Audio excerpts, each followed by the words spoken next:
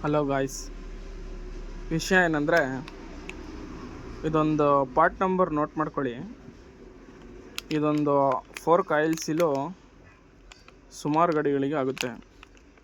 Splendor, Discover 100, ಪಿಕ್ಟರು, ಆಮೇಲೆ Apache, ಸುಮಾರು ಗಾಡಿಗಳಿಗೆ ಇದೊಂದು ಆಯಿಲ್ ಸೀಲ್ ಆಗುತ್ತೆ. ನಿಮಗೆ ರೇಟು ಏನು ಜಾಸ್ತಿ ಇರಲ್ಲ, 70 ರುಪೀಸ್ ಇರುತ್ತೆ.